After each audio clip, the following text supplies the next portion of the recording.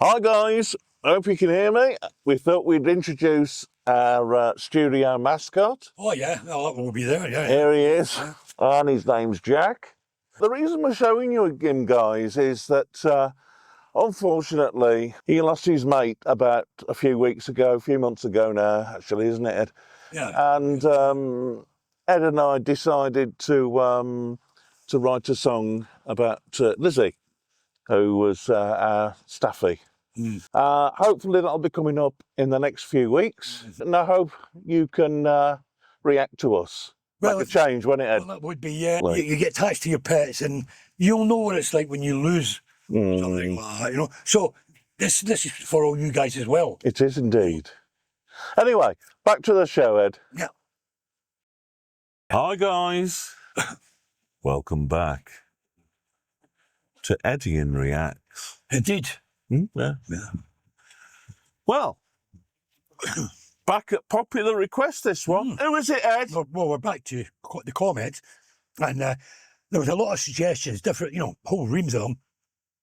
But there's quite a lot of you commented on this particular track. So we'll go back to having a look at Cakra Khan. Now, apparently, I've said last time it was Cakra Khan, but apparently I was corrected to say, well, you can't say that, but the name is actually Cakra. So we'll go with them. This is what I've been told. So Cakra Khan, the male Indonesian singer we did doing Tennessee Whiskey the other last week, I think it was.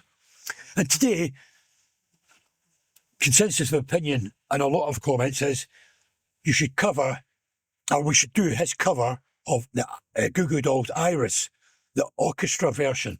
So that's what it is. It's Cakra Khan, and he's covering Goo Goo Dolls' Iris, and it's the orchestra version for your enjoyment. There we go then, Ed.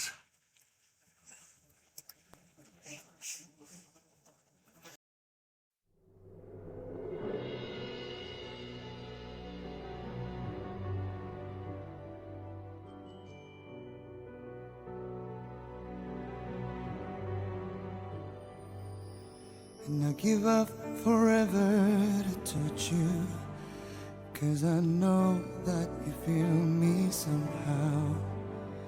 You're the closest to heaven that I'll ever be, and I don't want to go home right now. And all I can taste is this moment, and all I can breathe is your life. And sooner or later it's over. I just don't wanna miss you tonight. And I don't want to hurt to see me, 'cause I don't think that they'd understand. When everything's meant to be broken, I just want you to know who I am.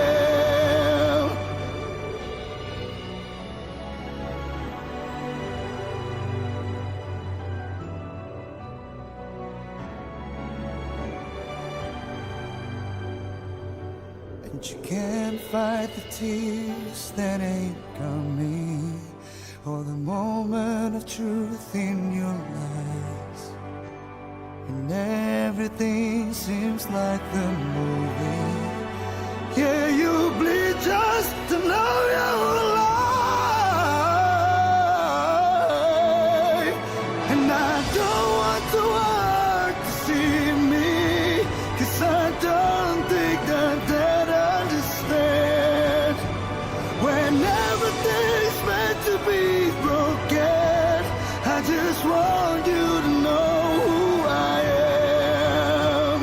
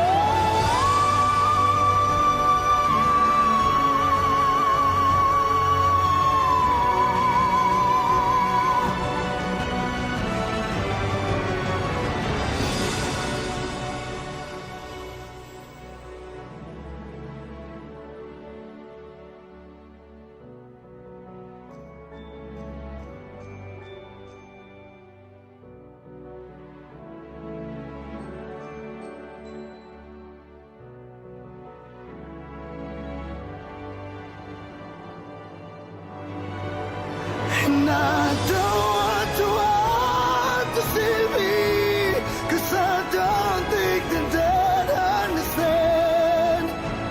When everything's meant to be broken, I just want you to know who I am.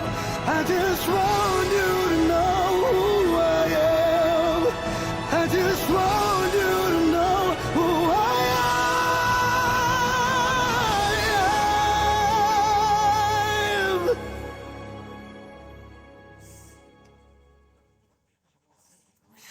Wow. That was a bit special, Ed, wasn't it? Bit different from his other one. Oh, yeah. I will tell you what. I'll tell you how I felt. You know that programme where the judges are there and then they press a button and they spin round and they want to represent them. They want to get in there quick. That's how I felt when he went up to that really high note. But that caught us by surprise because I didn't realise that he had that kind of range to his voice. No. So kudos to him for that. I mean, he has got a great voice. Yeah. He's very different. You know, you listen to all the singers you've heard, you know, wherever in the world, and most singers you're going to fall into a ballpark because they've all been whether that's all they can do naturally or whether they've been steered that way by the record company or the producer, whatever. Like, oh, this is what's selling. We've all got to sound like that. Boy bands all sound like this boy band. Girl bands all sound like this girl band. Girls, females all sound like this one. Males all sound like that. They've all got this trend. And then when the money, stops sort of like appearing for it because it's big demand, they're on to the next one then. Right, we'll jump on to him. And then everybody's got to sound like that because rake it in. He's one of these that sound unique. He's got his own voice. That's it. I love his voice, and I thought that was what he did there was great and great range. Oh yeah. I mean, I didn't expect when you hear him singing in that deep tone. I mean, when he went up his octave at the second part of the verse, when I don't want it, he goes up, going up the octave was enough. I think, well, but then he went up into the folk Ed voices, and I thought, Christ, I might he's up there as well, because he has got quite a low registered voice. But and he's got a nice gruff tone as well. He's got an element in there. Yeah. And, I thought it was great. I do, and I think he's a great singer. And I thought it was great. His performance, everything was great there. But I'm going to say something that might offend a lot of people, and I don't mean it to, but it's only my own personal choice. As great as he is, I thought he did a great presentation and everything like that. I'm not that convinced that I particularly like the orchestrated version. I think it's a bit over, for me, I still think the best version you're going to hear of that is the Goo Goo Dolls Iris, and it's so sparse bass. I mean, it's acoustic instruments, acoustic guitar, there's a mandolin in there, and I'm not sure if it's a 12-string, but it's very sparse, and I think the dynamic of it is what it is, But in saying that, I think what he did was great. And that's it. I just prefer the Goo Goo Dolls. I mean, not just to him. Of all covers of Iris I've heard so far, for me, nothing peaks the Goo Goo Dolls. But yeah, great what he did. Enjoyed it, and kudos to you for having that range to your voice. But there you go. That's it, guys. That's my thought on it. I actually like the orchestral version. Well, of course, yeah. Yeah, I did. And I thought it brought a new element to it. I mean, why do it the same, when you can do that to it? So, and I like it because I'm a big fan of the London Symphony Orchestra. Oh, yeah. And I heard the first album I heard, it wasn't their first album, but I heard Prince, Purple Rain. Yeah. Just blew me away, Ed. Yeah. I mean, there was no vocalist on it. It was just all instrumental, but the power of the orchestra, beautiful. Yeah. Anyway, but... That's just, this is it, guys. You're getting two different opinions here, which is what it should be. Opinions, yeah. He's hearing it for the first time, I'm hearing it for the first time, and you're getting different takes on it, No, I thought that was great. I really did. I thought it was great. It's not that I don't like the other version, of course, but, he made it his own, didn't he, Ed? Well, this is, as I say, we've all got our own perspectives on it, and, sometimes when a song is that good, it doesn't need anything to sell it. It sells itself. And I think when you hear the Goo Goo Dolls do it, That's why so many people want to cover it and record it, because it's such a good song. It's a good but song, the song stands up without having an orchestra behind it. It's only a couple of acoustic instruments, no harmony, just this guy's voice, and it stands up on its own. Does? For me, that is still the epitome of the numbers. I've always said. But in saying it, the guy did a great job of it vocally. I've always said, you can't polish a turd. You can't. You can't. Right? If a song's shit, it'll sound shit, no matter what production you put to it. Of course it is. If your voice is shit, there's nothing you can do in a studio to make it sound good. You've either got something there or you haven't. And if you've got something there, and I'm in terms of vocal, then really, you don't have to do much to it. But what you can do is embellish it. You know? But, you know, I mean, shit in, shit out, usually. It's true, isn't it, Ed? Well, that's true. But as I say, I still stand by my thingy that as great a version the guy did, and I'm not knocking a guy, so don't take it that way, guys. This isn't a knock. I've already told you 2 or 3 times during this reaction, I think the guy's got a great voice, and he sung it well, and he took my surprise when the range he's got and everything like that. I just prefer the original version. If he'd sung it as the original, I wouldn't have been disappointed. If he'd sung it with the same kind of a minimalistic backing that the original had, I would not have been disappointed, because his voice is good enough to carry it anyway. That's all I'm saying. The swing waltz didn't do it for me. Anyway, guys, this is our genuine reaction. What do you think? Come on, in the comments. Let's get it going. Yeah, let us know, guys.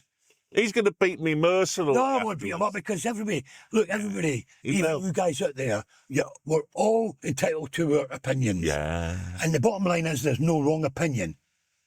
You know, because you can't say yours is right and his is wrong and his is wrong. Blah, blah. We've all got our own opinions, and within our own self, we all think our opinion's right. Otherwise, we wouldn't have that. We'd have a different opinion. This is what they want. And that's what you want. It is, yeah, it is. Anyway, guys, see you next time. And keep suggesting this guy. And Ed will remember one day to give a shout out to the people who have asked for it. There are quite a lot of them. They know who they are, but they do, yeah. I mean, some of them have actually said, "Oh, Cakra Khan, you should try this." I mean, look, guys, we will get round to doing them, but we've actually been suggested his take on It's a Man's World, the old Fleetwood Mac, Christine McVie song, I'd Rather Go Blind, Green's Bohemian Rhapsody. Well, they've suggested loads of stuff for this guy, so we'll try them. We will. We will get round to them. See you next time, chaps. Ciao for now, guys.